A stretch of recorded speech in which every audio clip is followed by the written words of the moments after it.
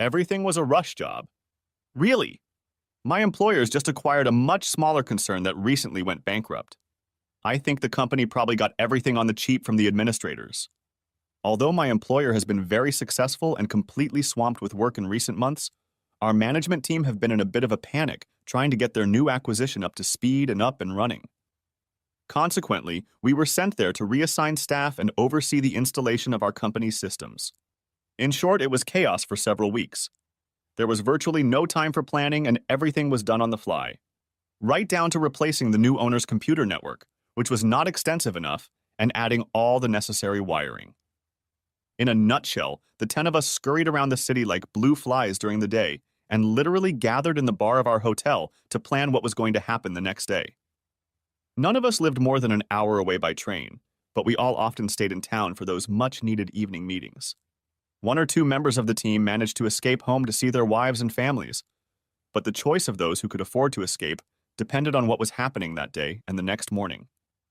Anyway, feeling pretty tired, I had already been sitting at the hotel bar for about half an hour, waiting for the rest of the team to show up, when Sherry walked into the lobby.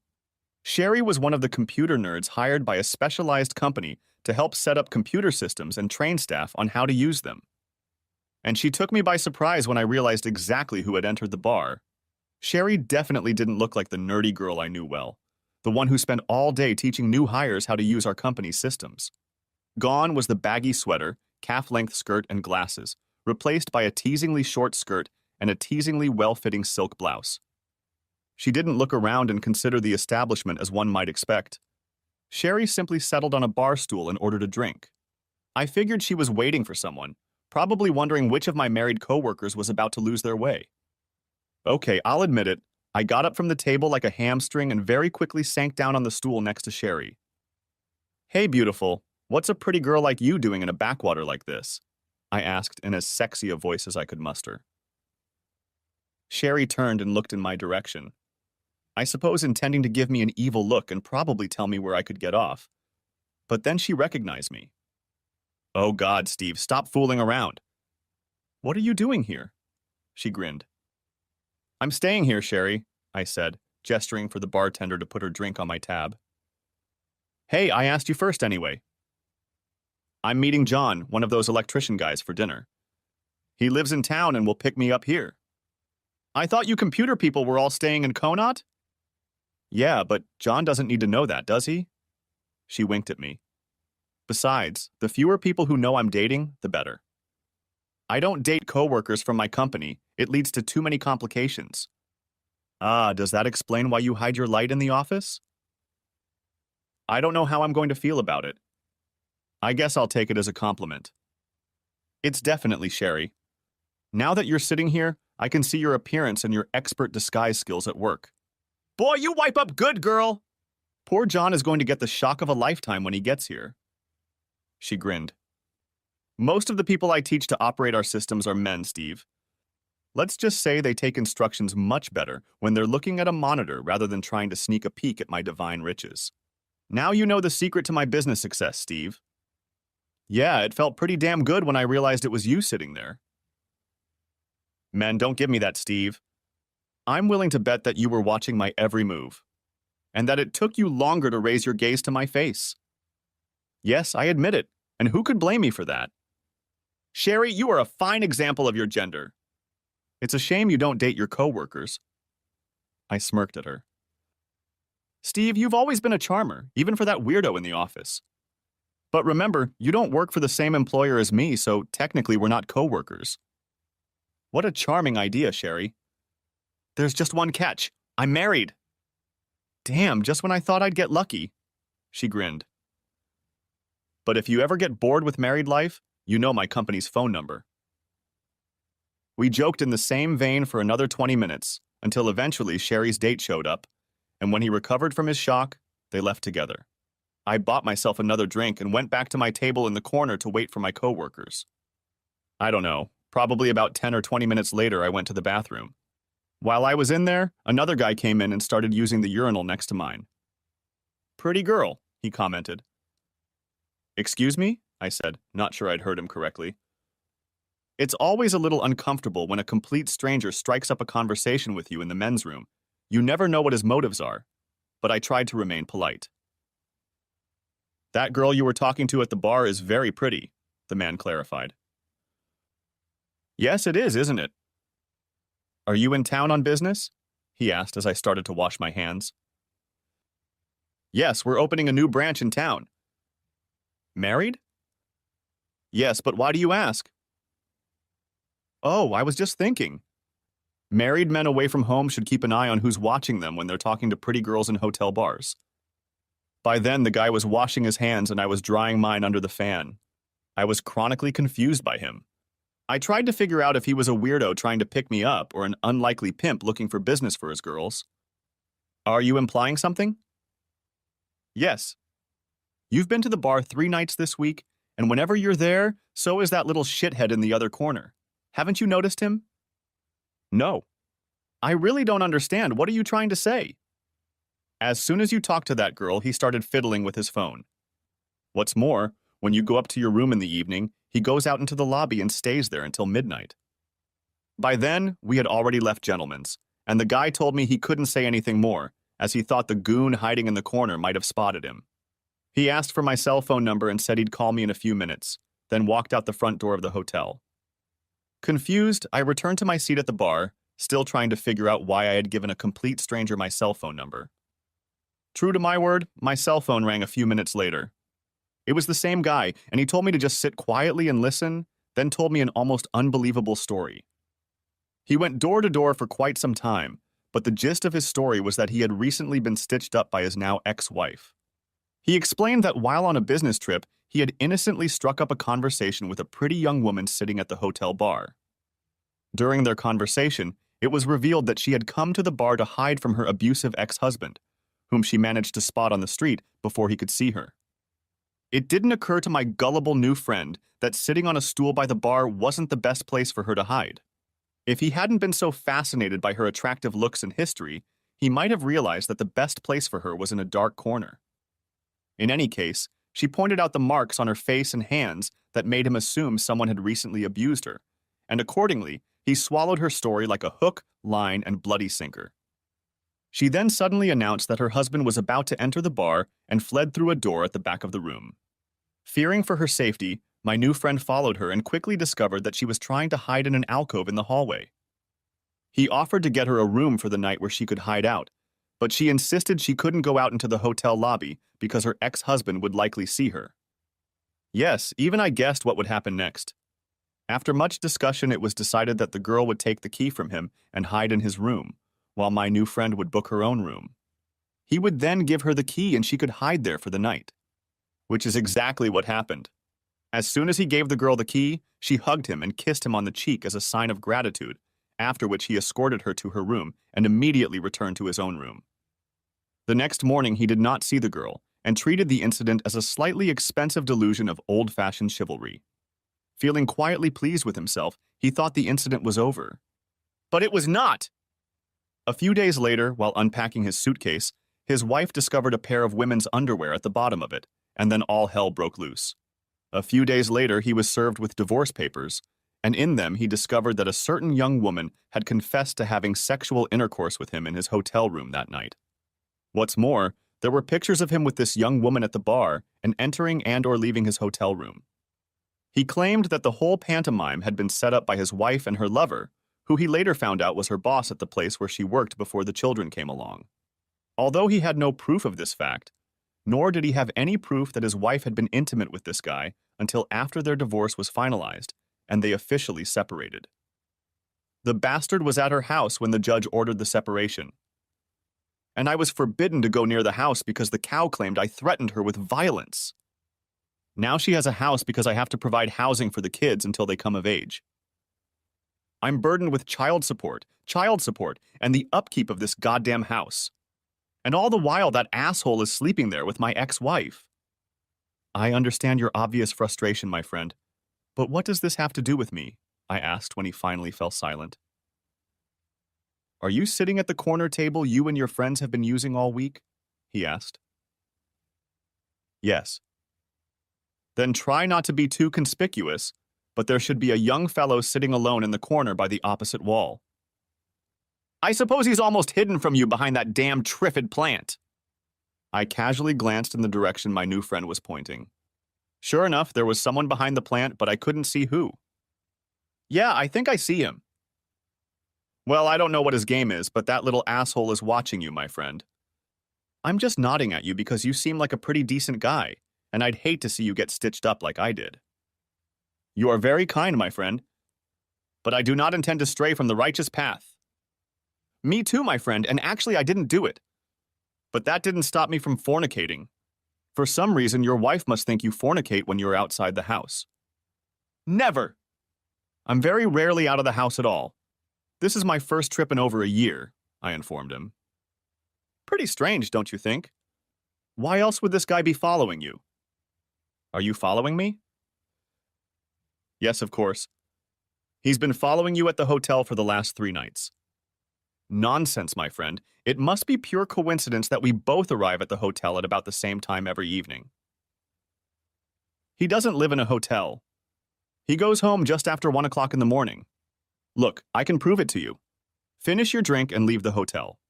Walk to the Plume of Feathers. It's only a couple 100 yards or so. There are a lot of entrances there, so if he's following you, as I assume he is, he'll have to follow you inside the pub to make sure you don't slip out of one of them. If you stand at the counter itself, you can watch his entrance in the mirror behind it.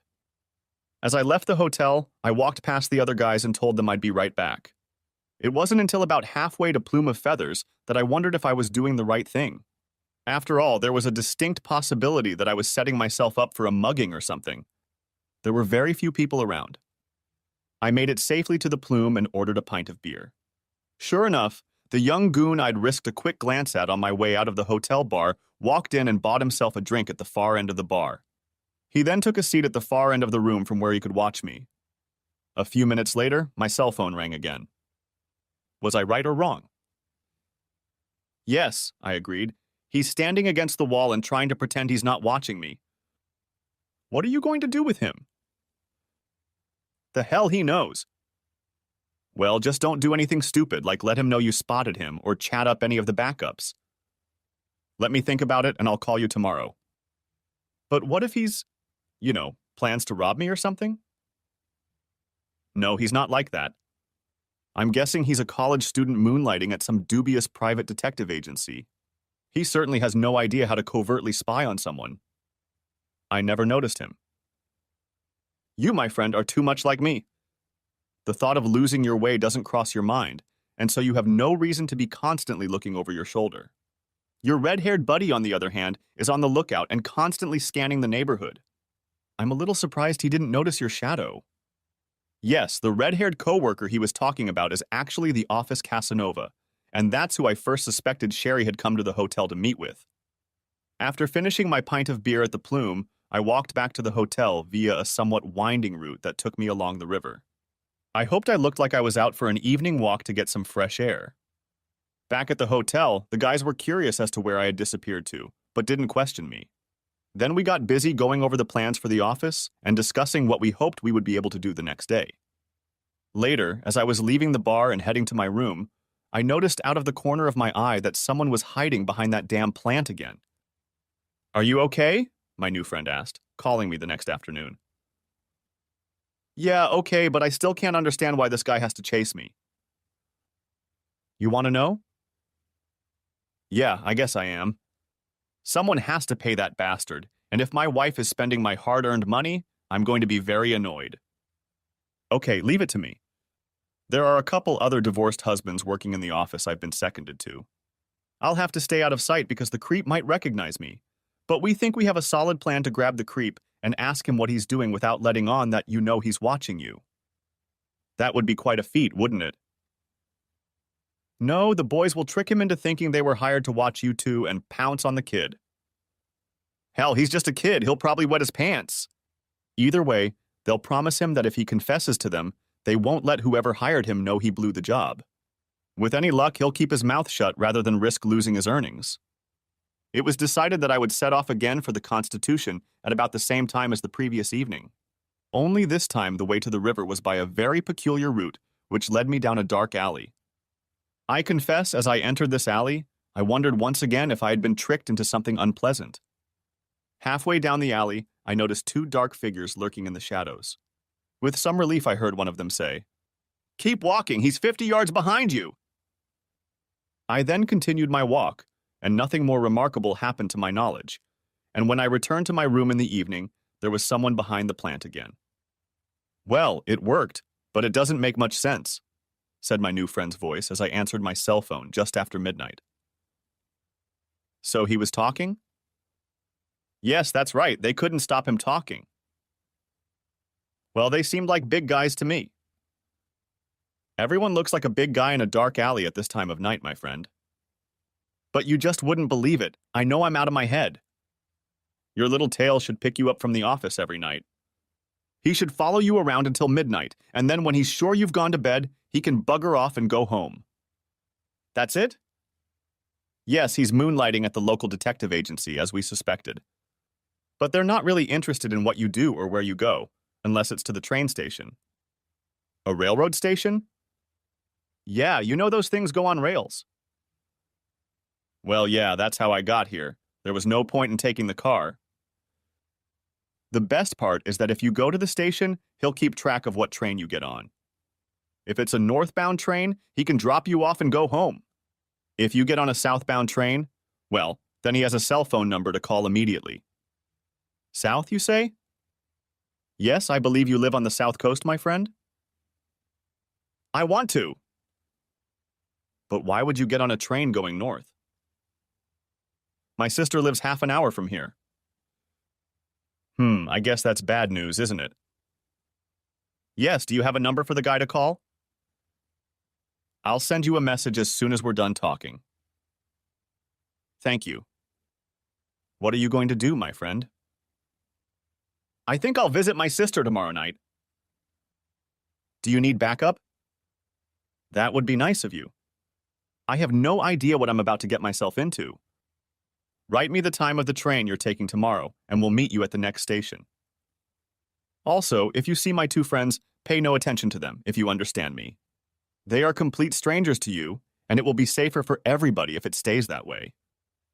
"Is that really necessary?"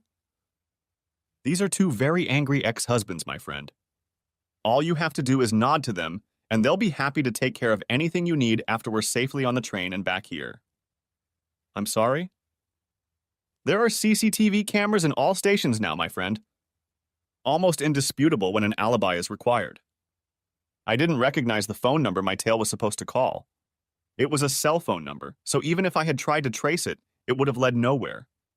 The next evening, after traveling one station northbound, I changed to a southbound train, and my new acquaintance was joined by a station down the line from where I had started my journey.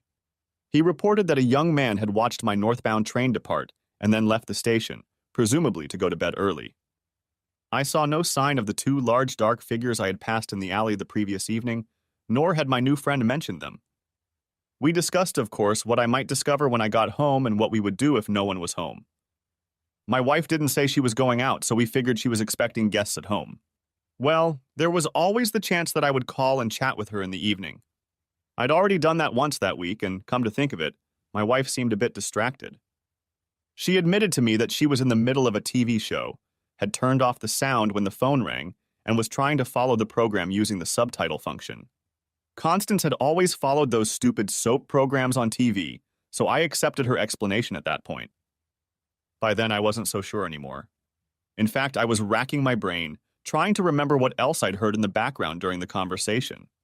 Some half-heard sound kept me on edge, and a couple times I thought that maybe Constance had covered the microphone with her hand. She also giggled at one point in our conversation, but I assumed she was laughing at something in her soap. I looked back, but at my home station, only the two of us got off the train. My new friend must have noticed that. "Don't worry, they're already here. They came by car earlier." As we walked towards my house, my companion started talking to himself. For a few seconds, I thought he was crazy, but then I realized he had one of those blue teeth in his ear. Apparently, he was talking to two dark shadows. He informed me that we had better stay somewhere for a while. Constance was still alone, but she was waiting for someone. When I asked him why he was so sure, he told me that 5 minutes ago she had opened the door of the built-in garage and rolled our car into the street. "Looks like her guest intends to stay all night," he commented.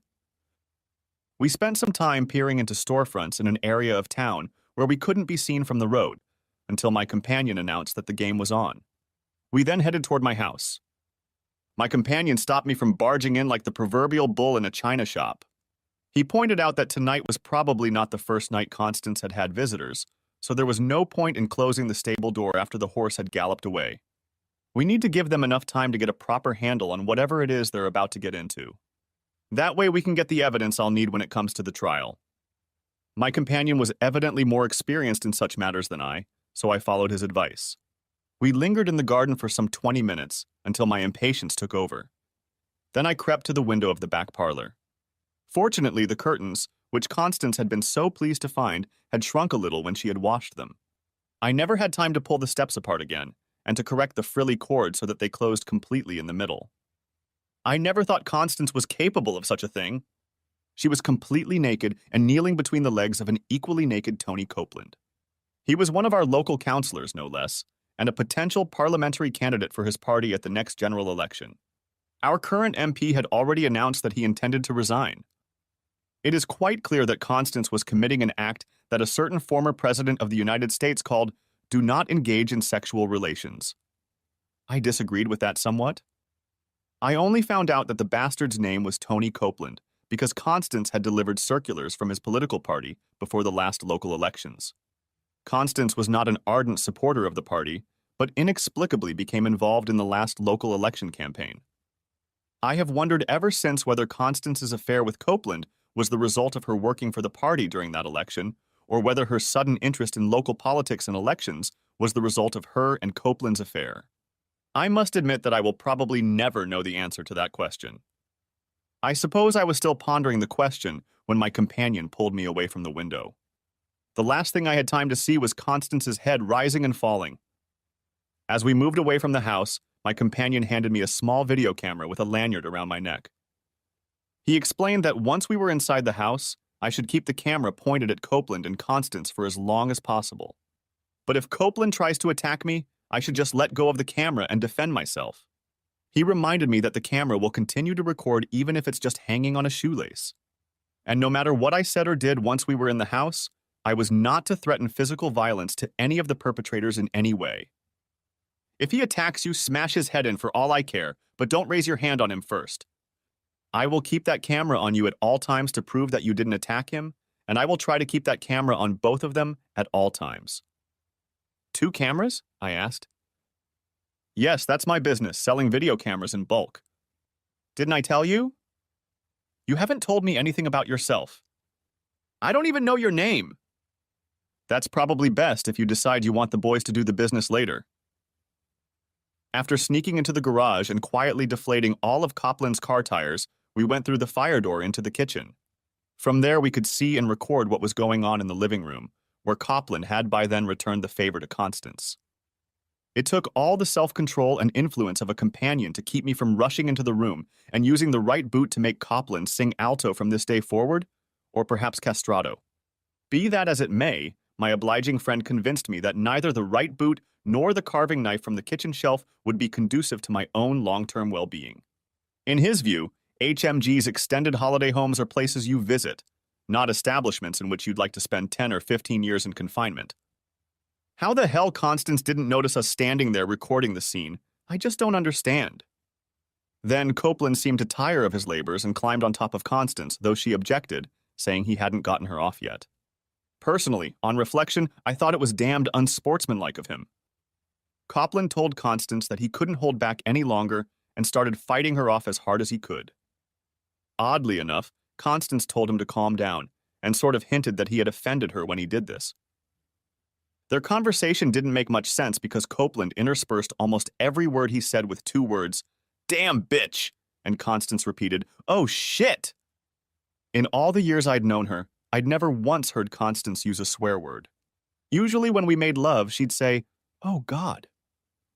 I always took that as a compliment, but perhaps I was wrong. Copeland had been at it for several minutes when the cell phone on the coffee table rang. Copeland put the receiver to his ear and said, "Hello!" Things started to look comical from there. Of course, I could only hear one side of the conversation. What the caller was saying to him, I have no idea. but I think I got the gist of it. How did you get this number? Copeland demanded. No, I don't have anything I want to report to any newspaper. How dare you, young man? Yeah. If you make accusations like that in your newspaper, young man, I'll get you your own damn job. Constance stopped her movements and looked at Copeland. She must have sensed something in his tone.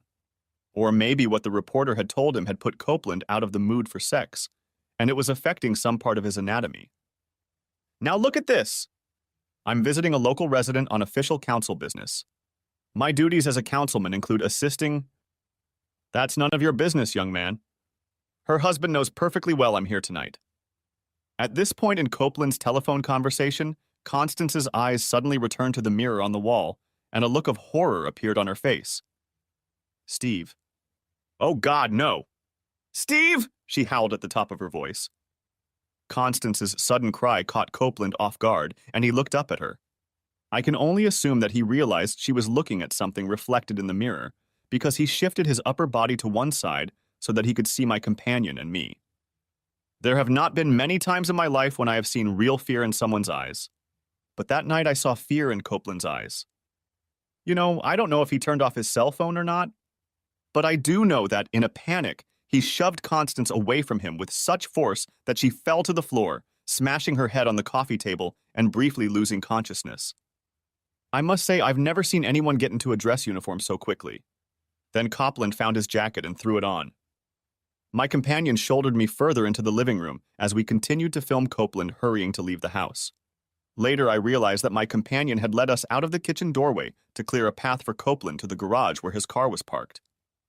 With his boots in one hand and his underwear in the other, Copeland rushed past us into the garage. Soon I heard him yell, "You bastards!" Meanwhile, my companion told me to check on Constance, but at the same time warned me to keep an eye on her while he kept an eye on Copeland. From Copeland's yelling, I assumed he had discovered that his car had 4 flat tires. Anyway, I heard the roller garage door open and he tried to drive away. By this time, I was near Constance, who had just regained consciousness, sat up, looked me in the eye, and immediately lost consciousness. At the same time, she banged her head once more unpleasantly against the floor. From my point of view, Constance did not seem to have had a very good evening. I decided I'd better call medical help for Constance, so without taking my eyes off Constance's naked body, I walked over to our landline and dialed 3 9s. I was answered that an ambulance and the police were on their way. Indeed, I heard the sirens before I even hung up the phone. Rather oddly, I was still standing there filming a semi-conscious Constance when a paramedic burst into the hall. "Time to leave, my friend?" My companion returned and gently nudged me toward the door. He also put sunglasses on my nose and a huge trilby on my head, which he pulled tightly over the sunglasses. I have no idea where he got these things, and I was somewhat surprised to see that he was now dressed similarly. I realized why as we were leaving the house through the garage. A television crew, local news I realized, and several reporters were waiting to pounce on us. They pelted us with unanswerable questions as my companion led me to a waiting cab. Some stranger stood between the newspapermen, my companion, and me and repeated, "My client cannot make any statement at this time." As the cab took us to the train station, I looked at my companion. "What you told me is all bullshit?" I asked him. "No, my wife stitched me up like I said she would." "But her solicitor?" "Well, he was an asshole. You just met him this evening." "Copeland?" "Yes, Copeland. And last week, a buddy of mine who does private investigations told me that he was contacted by one Tony Copeland and wants you to be monitored. My friend didn't like the job, it didn't make sense to him, and Copeland wouldn't explain what it was about, so he turned it down. But my friend, aware of my hostility to Copeland, warned me of his desire to be kept in the loop if you showed the slightest inclination to come home, a surprise of sorts. Well, it was quite obvious, wasn't it? It didn't take a genius to put 2 and 2 together to realize what Copeland's game was. Sorry about the press, but I wanted to make sure Copeland's political aspirations were over. I hope it doesn't do his law business any good either. Actually, once they get their claws into that bastard, I'm sure the press will forget about you and your wife pretty quickly. There's plenty more juicy dirt in Copeland's past for them to sink their teeth into. We were traveling north on the train when my companion informed me that Constance was in the local hospital. A hairline fracture of the skull, thought his companion. He then asked me if I wanted something done to Copeland when the police were done with him. I looked at him with a question in my eyes, and he explained that Copeland had found that driving a car with 4 flat tires was not easy, and he had crashed into at least 3 parked cars and ended up parked in a store window. Copeland was last seen being taken away in the back of a police van. My interlocutor, who was apparently still in contact and receiving cell phone messages from eyewitnesses at the scene, was a bit vague about the exact reason for Copeland's arrest. He simply called it a traffic violation. It seemed reasonable to me at the time. Driving a car with 4 flat tires certainly can't be legal. I later learned from television and newspaper reports that Copeland panicked when he saw the roller garage door go up and television and press people gathered outside.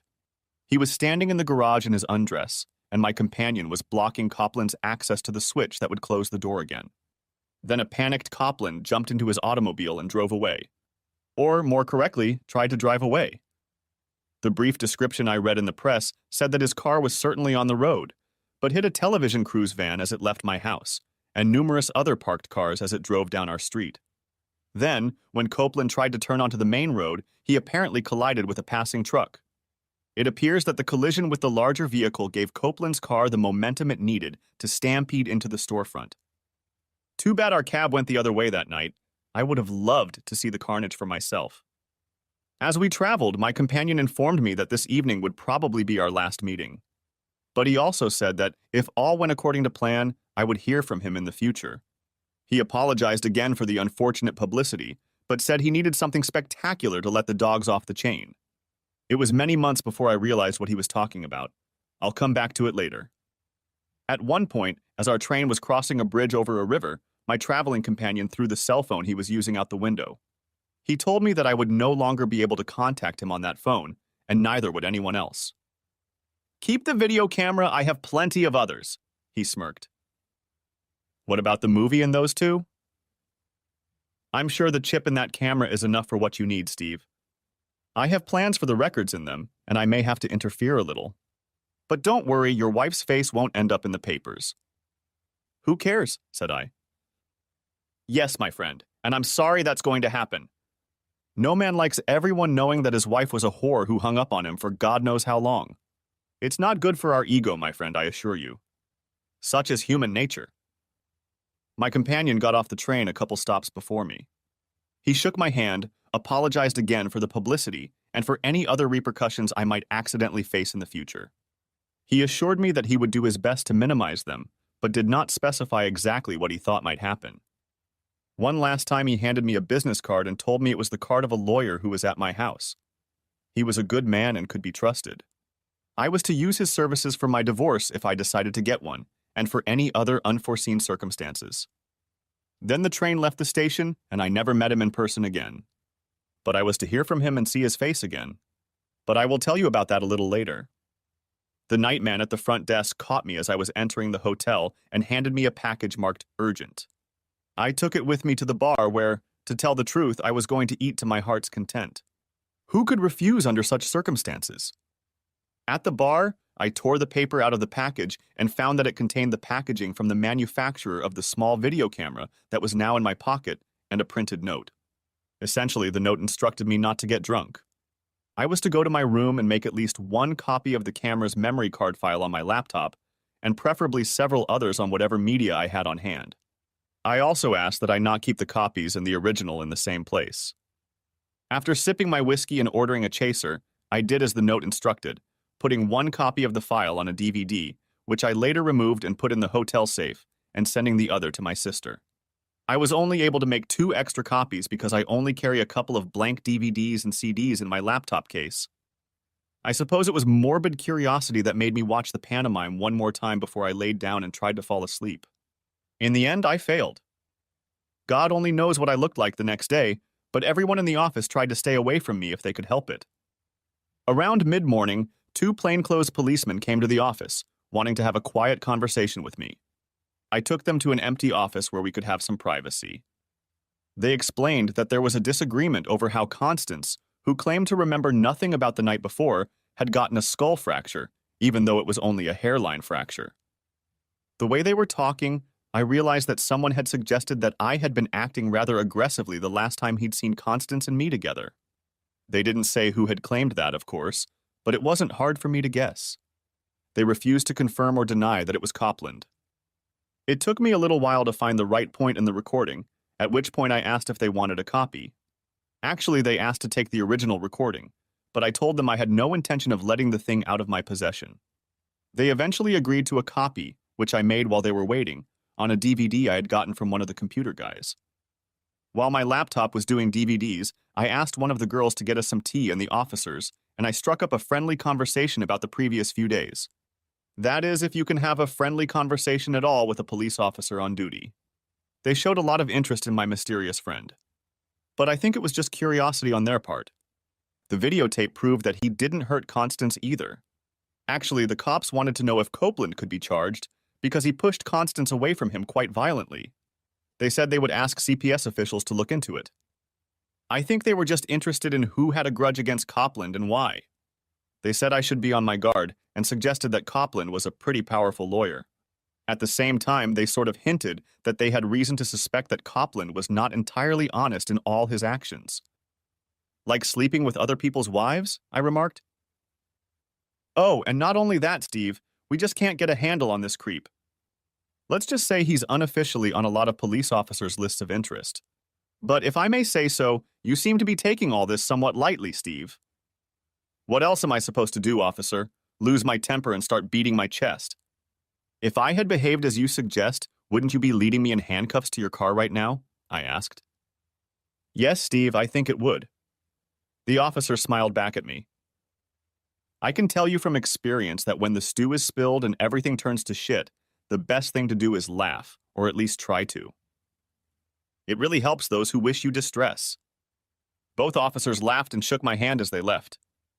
In the afternoon, I went looking for a working phone booth and called a lawyer a friend recommended to me. He was expecting my call and simply asked if I was going to get a divorce right away. When I said I had no other option if I wanted to keep in the public eye in the future, he simply said he would get started and then asked if he could send one of his staff over to me later that day. She would need to know all of Constance's details and my personal details. I asked him if I should give the woman a check to pay for his services, but he informed me that was already taken care of. Don't ask Steve, but you'll never get a bill for my services. Someone we both know intends to charge Copeland for all the expenses, and he, as you know, comes from a very wealthy family. And he's made a lot of money himself, only not all of it strictly legal. In the evening, all the crew waited for me at the bar, obviously hoping that I had calmed down enough to tell them about the evening before. By then, they had all read the day's papers. I thought it was funny that after the first morning call, I didn't see a single newspaper tossed in the office. I told them the short version. I got home and caught Constance doing a whoopee with Tony Copeland. They asked about the press coverage of the whole thing, but I denied everything I knew about how it had happened.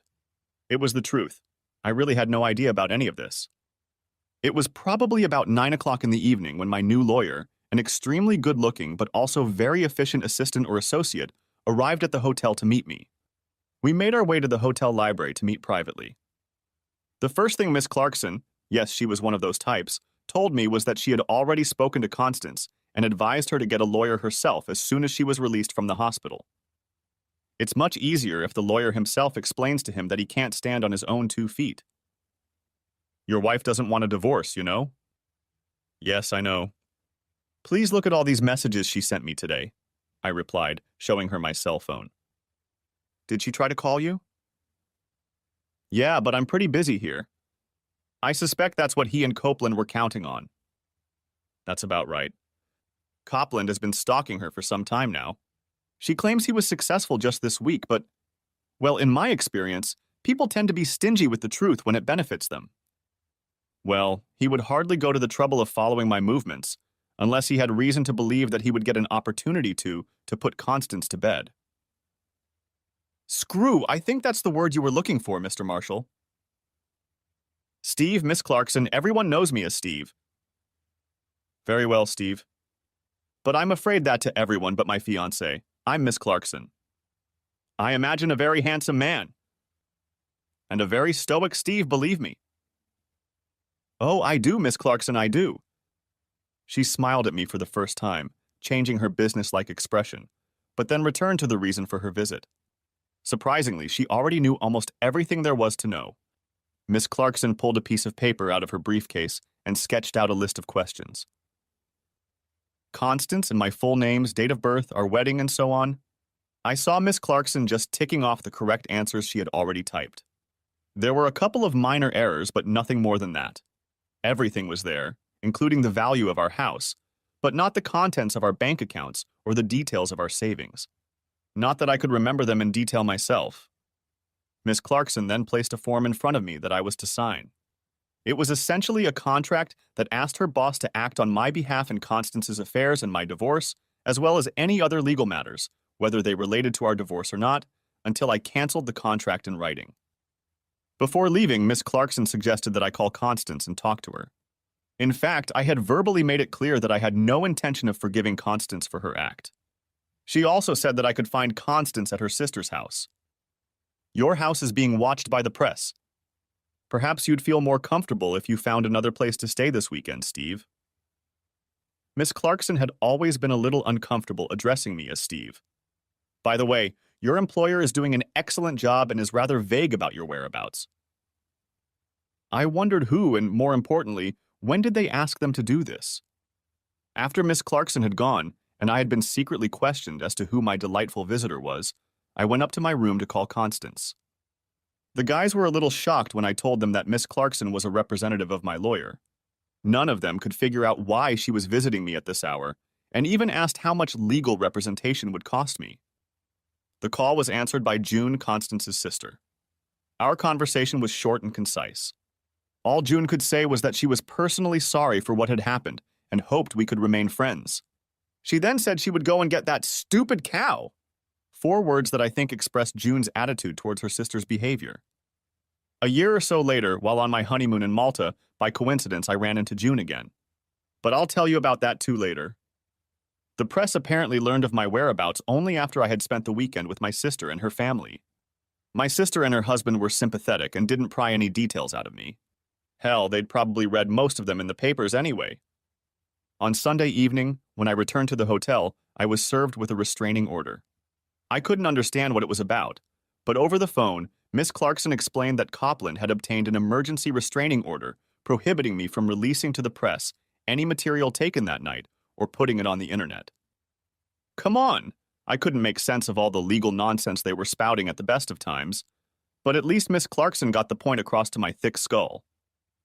But I didn't do it and I wasn't going to, I replied. We know, but someone else did and still intends to do everything they can to embarrass Copland. Oops! Yes, and you can expect to be called before a high court judge tomorrow morning. But don't panic! We've got it all covered! I'm glad to hear you're not panicking. That's what you're paying us for. What can a high court judge do by sending me to jail? Well, yeah, but I told you we had it under control.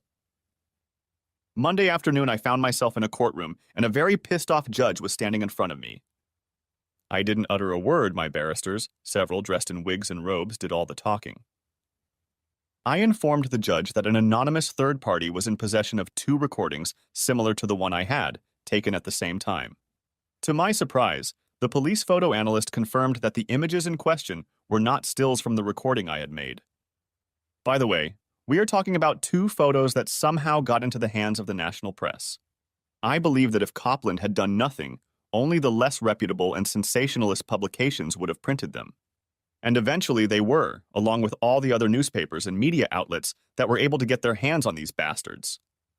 Both pictures showed Tony Copland. In one of them, he was looking at Constance's naked body with a surprised expression on his face. In the other, he was just putting on his pants, and Constance was lying naked on the floor behind him. In none of the pictures was Constance recognizable. The judge seemed to have a hard time believing that I had no idea who my mysterious companion was that evening, and practically stated so. In the end, however, he seemed to agree with my reasoning. And he reminded me, actually informed me, since I didn't understand the court order handed to me at the hotel, that there was a temporary moratorium on the release of all recordings made in the house that fateful evening. Then I was told I could go. It was a hell of a struggle to get through the crowd of reporters outside the courthouse. Copland was able to obtain an emergency injunction on the grounds that they were in a private home, and he argued that he had a reasonable expectation of privacy. At least that's what was said.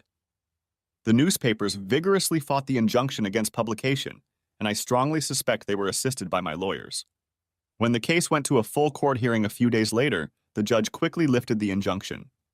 The gist of the judge's decision was that the house belonged to me, not Copeland, and that he had no expectation of privacy within its walls, especially in one of the common rooms. And since the people who made the recordings were me and my guest, even if I didn't know that person from Adam, Copland couldn't object to them being, in whole or in part, in the public domain.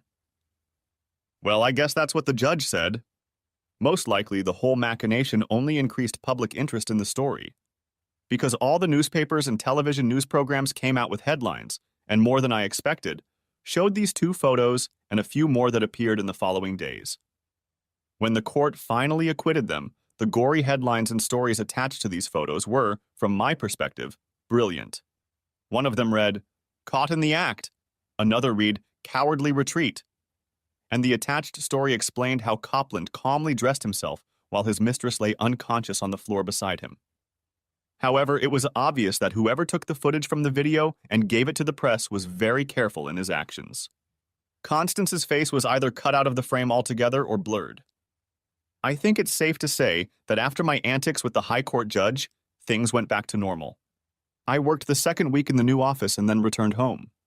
However, I found that I could not stay in the house, so I temporarily stayed in a small hotel near my work. In the meantime, Miss Clarkson got on the phone and told me that she had been contacted by a lawyer working for Constance. From what Miss Clarkson had told me, I gathered that Constance was being harassed by the press guys. They must have found out that she was living in June's house. Anyway, Miss Clarkson informed me that Constance's lawyer had told her that his client didn't want a divorce. But if I insist, Constance is willing to accept the terms I propose. "We told him your name wasn't Hamilton," said Miss Clarkson, actually giggling. "Hamilton!" repeated I, having no idea what that was supposed to mean. "Damn it, Steve, get over it!" "What year is it?" "Trafalgar, Nelson, Lady Hamilton." "Oh yeah, very funny," lied I. I had no way of knowing what Miss Clarkson was all about. In any case, Miss Clarkson told me that Constance was in a hurry to get it all over with. Perhaps she thought it would somehow lead to the press leaving her alone. But actually, I think the press switched to other matters long before the case of our divorce really came up. Although it still got a small headline on the inside pages of our local press. I agreed that everything would be divided in half, provided Constance was willing to admit that her adultery was the sole cause of the breakdown of our marriage. And she would agree to be a witness in any further proceedings I might decide to take against Copeland.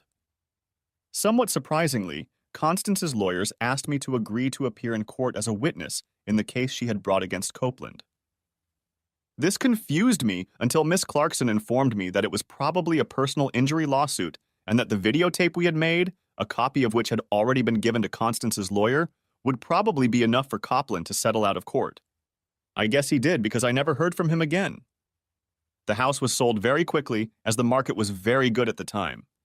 Constance took a few things she needed, and I put everything else in storage until I found another house I liked.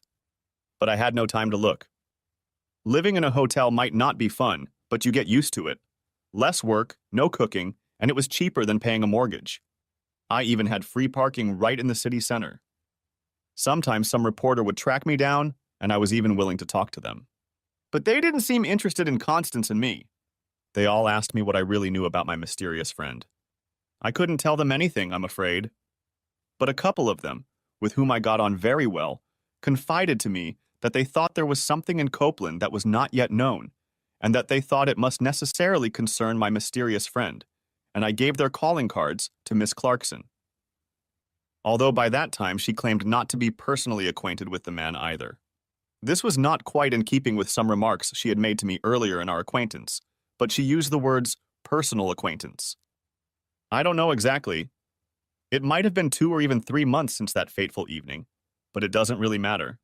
Anyway, I was sitting at my desk one day, looking at my computer screen as usual, when my desk shook when someone sat on it. I looked to my left and saw a pair of knees covered by a gray flannel. Looking even further left, I noticed that the flannel fabric stretched almost all the way down to a pair of Nike sneakers. Looking up, I saw an oversized blue sweater topped with a tuft of blonde hair and a pair of huge black horn-rimmed glasses. "Hello, handsome boy." "What's a nice gentleman like you doing in a dive like this?" asked Sherry. "Hi, Sherry. Long time no see. What are you doing in these parts?" I replied. Sherry explained that our company had become one of her employer's largest clients, and she was assigned to visit us one day a month. Literally, to walk around and talk to employees in various departments, just to see if there were any program changes they could suggest to make their lives easier. "So what can I do for you?" "I'm fine with it as it is." "Yeah, you'd be the first to let them know if you weren't happy." "No, Steve, I'm here to collect a debt." I have no idea what expression appeared on my face, but it caused Sherry to giggle. "Hey, handsome, you owe me dinner." "Really?" "Yes, that's right. You told me you couldn't ask me to dinner because you're a married man. And from what I read in the papers, you're not married anymore." "Yeah?" "Well, not as verbose, but the gist of what you said in the hotel bar that night was exactly that." "Yes?" By this time, I was trying to keep a confused expression on my face. "Come on, Steve, will you stop fooling around?" I can't remember what you said to me that night." "Steve!" "All right, beautiful. I haven't been outside in weeks. This will do me good." "Where do you want to go?" "Oh, nothing much. I have to catch a train home just after 9. "What a disappointment." "Dinner," I said to Steve. "Behave yourself." "Damn, why do you pretty boys always talk like that?" "I'll be in the waiting room when you pass out." She grinned. Then she slid off my desk and left the department. As before, Sherry's transformation was amazing. It was impossible not to notice her as I stepped off the elevator. I don't think any of the men who passed through the waiting room while she waited for me could have missed her and probably wished she had waited for him. The two guards she spoke with, both late 50s or early 60s, were clearly fascinated by Sherry. As I approached, she pulled away from them and took my hand. "Where are we going?" she asked. "First to the hotel, I need to change." "No time, handsome. We have less than 4 hours. My train leaves at 9. "But—" "No buts, Steve. We have a lot to talk about." I agreed, and accompanied by one of the guards who insisted on carrying Sherry's bag, we walked to my car. Stuffing my briefcase and Sherry's briefcase in the trunk, I drove us to a public house outside of town, where I knew food was served all day. We talked for a while and ate leisurely. Sherry was not so much demanding as inviting me to speak my mind and share my thoughts. I don't know what it was about Sherry, but I felt I could talk to her, and I knew instinctively that what I said wouldn't be public knowledge the next day. When I spoke up, Sherry took me by surprise by going on the offensive and telling me why she had lured me out of my evening meal. "Steve, you've got to do something about yourself, my friend. All the female co-workers in the office say that you are no longer the fun, loving guy you used to be. Of course, they all admit that they can't blame you for the circumstances. But frankly, they'd like to see some sign that the old Steve is still in you." "I'm not with you, Sherry?" "No, I don't think you see it yourself. Steve, you've always been fun to work with. Even I realized that when we worked on the same projects. What, what 4 or 5 times? And even then we never worked closely together. You do realize that for years now, all the women in your company have been turning to good old Steve in logistics and planning with their man problems? And from what I've heard, some of the guys have been coming to you for advice about their wives and girlfriends too." "They? That's news to me. Anyway, even if they are, I don't have what you'd call a good track record in marital relations anymore, do I?" "Silly, Steve. Everyone came to you because you showed them how to laugh." "Well, at least see the funny side and laugh at things. Apparently you were an ace at advising girls on what to get their men for birthdays and Christmas. And you didn't hesitate to advise them to dump those with no hope of success, nor were you bad at telling them how to dump them. Did you know, for example, that unofficially the HR girls tell new girls that if they have a problem with any of the office gigolos and don't want to file a formal complaint, they should find you and have a chat? This is news to me, but I can remember. Yes, I suspect you can. But Steve, everyone is afraid to say even 2 words to you now. They say you walk around the office like a bear with a sore head. They miss the old Steve, the one you can laugh and joke with. Look, we all understand that you're upset, but living in this damn hotel and not going anywhere? Well, it's just not right. Not for you anyway. You need to get out and, well, start dating again. There are plenty of eligible women in the office. Sherry, I think I know what you're talking about. But didn't you tell me that going out with coworkers is bad news? Besides, we're going out tonight, aren't we? Yeah, we're having dinner and I asked you out, remember? Yeah, but who's going to end up paying? I smirked back at her. See? This is the Steve that girls can't get enough of at the office. The guy who sees the funny side of everything? Even if I'm about to order the most expensive dessert on the menu. Sherry smiled back at me. I see your point and will try to leave my personal problems at home from now on. Do something better, Steve. Get yourself a nice apartment or something and go out in the evenings. Even risk asking out some of the eligible women in the office. Look, I avoid coworkers at work because, well, sometimes I can look a little cheap when I dress up to go out and have fun. Some Romeos take it the wrong way and think I'm easy. I'm sure you know what I mean? And like I said, trying to teach the average man how to use a computer program when he looks at my cleavage is usually not very successful. I've seen it firsthand. I, of course, challenged Sherry and told her she could never look cheap, and we both smirked at each other. Then Sherry ordered her dessert. Not the most expensive one on the menu, by the way. Oddly enough, after that we started talking about Sherry's life and aspirations. I learned that she was 22 years old. To be honest, I had always assumed she was around 19, which was a bit silly of me. I first met Sherry when we were opening an office in Wales, about 18 months before, and she already knew her onions then. For some reason, perhaps because of the way she dressed, I thought of her as a perpetual teenager. The first time I saw Sherry dressed for going out was the night I told you about, when she was meeting that young electrician in the hotel bar. I drove Sherry to the train station to catch her train, and she thanked me for a good dinner and a nice evening. Then, getting on her train, she said we should do it again sometime. I guess I agreed with her. The next day in the office, I tried my best to put a smile on my face when I remembered it. You know, it must have worked.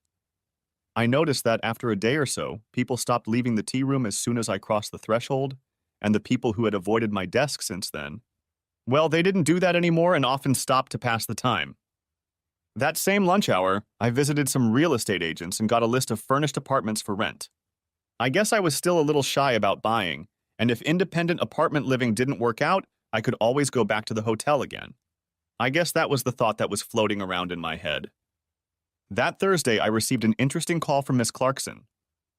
How's 250,000 sound, Steve? Those were the first words she said to me. I'm sorry, but I'm not with you, Miss Clarkson. Copland apparently isn't thrilled with everything the press says about him.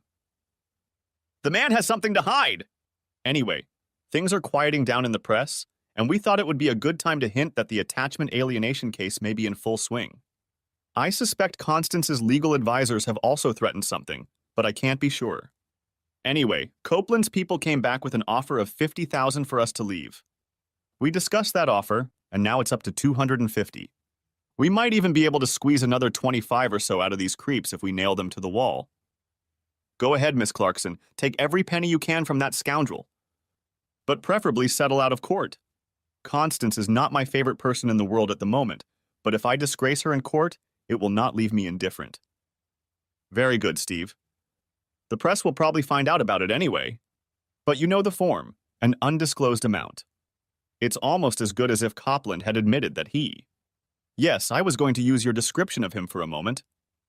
Not a week later, Miss Clarkson informed me that I would be £300,000 richer as soon as I signed on the dotted line. I went there at once and put my signature on it. While I was doing this, Miss Clarkson hinted that Constance might soon be buying herself a new house and that she would probably pay cash for it. Miss Clarkson still wasn't sure on what basis Constance had stitched up Copeland. But she suspected that it was probably a personal grudge. After a week or so, I moved into a perfectly acceptable apartment.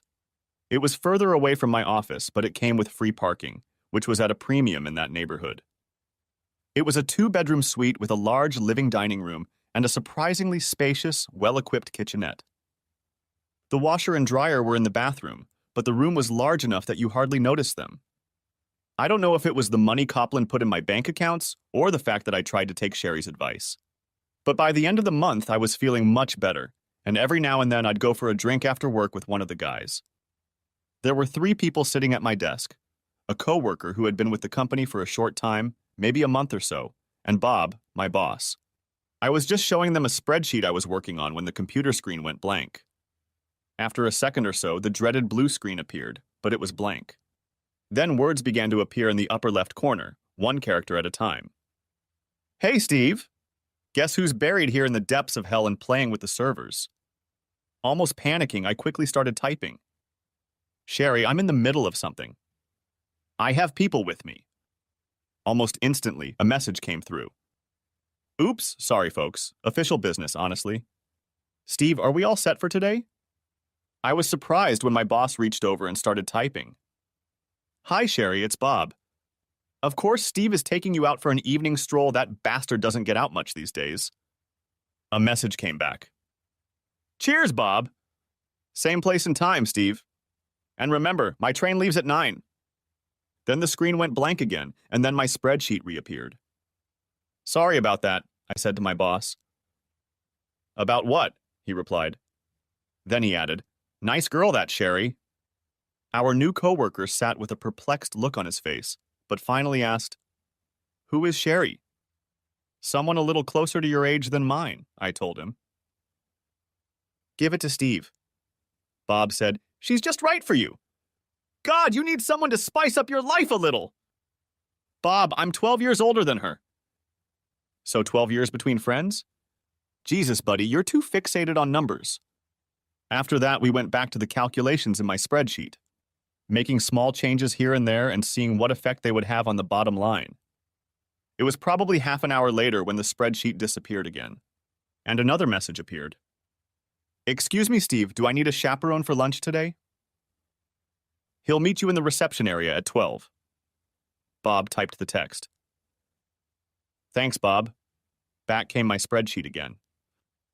"Will I?" I asked Bob, probably annoyed that he'd made 2 private appointments on my behalf. "Of course you will help." It was a request for help, and when have you ever said no to a lady? No matter who asked you, the old Steve would have said yes. Have I really changed that much? No more than might be expected under the circumstances, my friend. But lately we have seen the old Steve gradually returning. Now let's get on with these figures. I quickly realized why Sherry had asked me to go to lunch with her. She had her coworker with her, who I assume had ambitions of his own. He was certainly annoyed that I was interfering with his work during their lunch break. I would say he was also disappointed to learn that Sherry and I were having dinner together in the evening, and therefore would not be traveling back with him on the same train. Sherry tried to stay on the opposite side of the table from his work colleague. Frankly, it surprised me that he didn't know what he was talking about. But maybe he was thinking too much about himself and his charms, as some young men tend to do. Later, I went down to the back, where the company's servers lived, and had a few words with him when Sherry wasn't around. As I walked back up to my floor, it struck me that it had been a long time since I'd had a conversation like this with any of the gigolos in the building. When I met her in the reception area, Sherry looked as ravishing as she usually did after hours. That evening, another guard took the honor of carrying her briefcase to my car. Sherry told me that her coworker at work that day was the new guy in her company, but he knew her from college. Or rather, was well aware of what Sherry looked like in civvies, as she liked to call them. She also thanked me for everything I'd said to him this afternoon. That evening, we, or rather Sherry, did a little shopping and then had a quick bite to eat at a fast food joint. I was feeling pretty tired after walking through all those damn clothing stores as I put Sherry on her train that evening. Is it really so necessary for women to try on every article of clothing that catches their eye? I suppose I enjoyed watching Sherry come out of the locker room to ask me how she looked in what seemed to be increasingly shorter skirts. You know, guys, there comes a point when you have to take the bull by the horns and say that a skirt borders on obscenity. And then what do? They buy it! You know, if I had realized this a little earlier, I wouldn't have been so hungry when we finally hit that fast food joint. Over the next 6 months, my divorce became final, and I began to adjust to living on my own. I dated the guys from the office from time to time, but most of them were young and on the prowl. Don't think I wasn't looking, because I was. It's just that I couldn't find anyone who, well, piqued my interest. My dates with Sherry had become routine. Don't think there was anything romantic about them, because there wasn't. Sherry would tell me how her life was going and ask me what I did in my spare time. Often she chided me for not asking this or that woman out when I mentioned them. Sherry seemed to think that if I mentioned a woman, I must be attracted to her. In a way that was true, but I couldn't find it in me to start dating again. I felt I was too old. When I mentioned this to Sherry, she started teasing me, calling me an old man. The morning after Sherry's fall, as I was walking to the office, a newspaper headline caught my eye.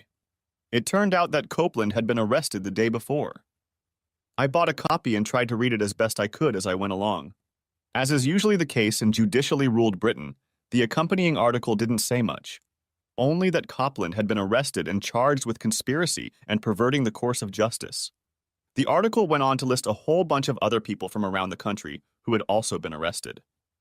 One young woman was charged with perjury, on multiple counts. 5 women, described as ex-spouses, were arrested and charged with conspiracy to obstruct justice. The newspaper article mentioned that several other ex-spouses were believed to have fled the country and extradition papers were being prepared at the time of going to press. 7 other people were charged with various offenses, including conspiracy, aiding, and abetting. The article went on to say that 12 ex-husbands deferred payment in divorce. As I understand it, this means they will be reassessed at the conclusion of the above cases. I can't claim to have followed the developments, but the gist of it was that the same young woman was appearing in numerous divorce cases around the country, claiming to have had an affair with her husbands, and in one case, her wife. In each case, the reporter cited a story very similar to what my mysterious friend had told me all those months ago, and in each case, a fairly large sum of money was involved in the settlement. Eventually, I saw my mysterious friend again. He was in the background of a news movie on television. The reporter stood on the steps of the High Court in London and announced that Copeland and his conspirators had been found guilty on all counts. The next day, Sherry came down again. I thought this was somewhat unusual because she usually came in on Thursdays, and today was Tuesday. What's more, she stopped by my department and waved a pair of theater tickets in my face. "What are your plans for this evening, Steve?" "Well, it's nothing much." "Okay, you can take me to dinner and then I'll take you to the show." "You'll miss the train home," I remarked. "No, I don't. There's one that leaves just after midnight. I'll catch it." After a few seconds, she added, "The last bus will be leaving by now, but Daddy will pick me up from the station." Dinner was delicious and the show was good. All in all, it was a great evening until we arrived at the train station. We both looked at the departure screen, and it turned out that there were no trains northbound until 5 in the morning. Sherry walked over to the schedule and cursed. She was wrong. All the previous trains had left a few minutes after 1 o'clock. The last one was leaving 10 minutes before 12 for some reason. "Screw me," she said. "I'll have to stay." "I'll call my old hotel and see if they have a room available," I offered. "Don't be silly, Steve. I'll lie down on your couch and catch an early train in the morning." Yes, we argued about it. But I didn't see anything wrong with her staying in my apartment if she wanted to, so we didn't make a fuss about it. No, we argued about which one of us would take the couch, and I tried to play the gentleman. In the end, Sherry outweighed all my arguments, saying she'd rather sleep on the bench at the train station than force me out of my bed.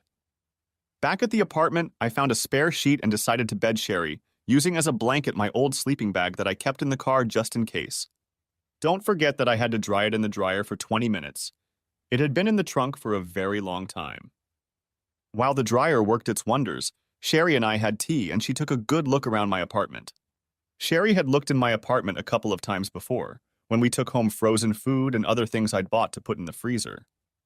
While she showered, I set up what I thought was a damn uncomfortable bed on the couch. For a short time, the heated discussion about which of us would sleep on it went back up, until Sherry repeated her threat to go back to the station. After showering, we said goodnight to each other, and I headed to my bedroom. I don't know what time it was when something woke me up. Yes, there was no doubt about it. Someone was blowing gently in my left ear. "Sherry?" I asked. "Yes, Steve?" "Looks like you're in the wrong bed, young lady."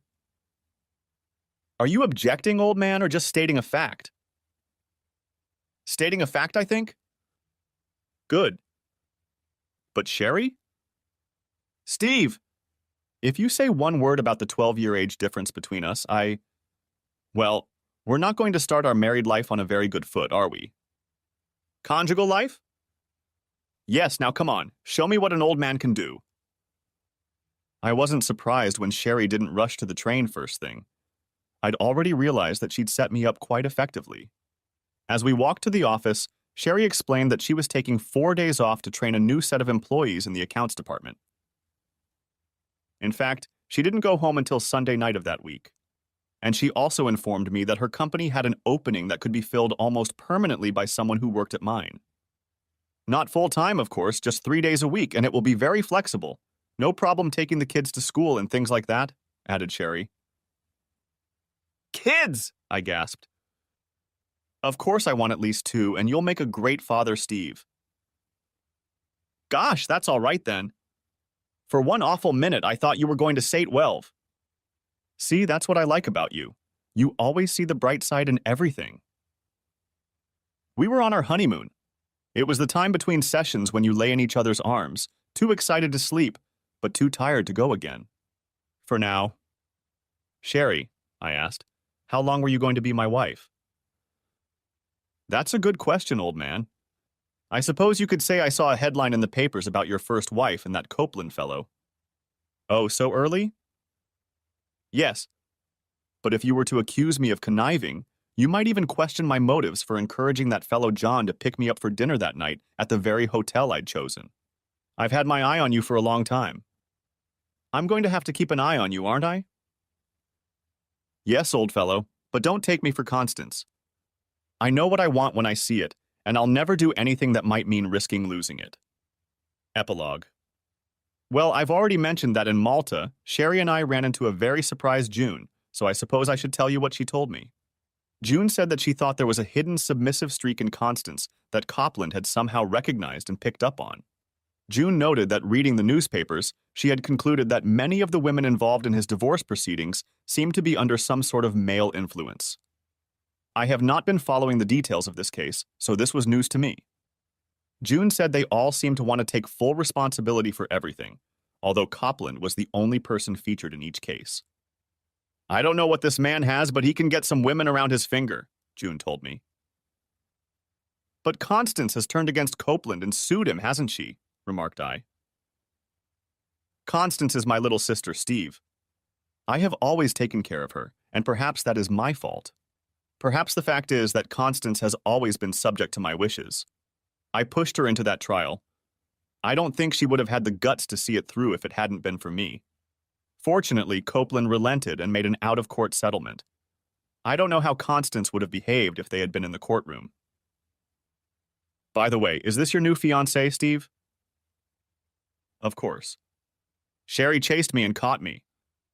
She made a very good choice. June smiled back at me. That's it? Thanks for watching. I hope you enjoyed it. So subscribe to my channel and watch the next video.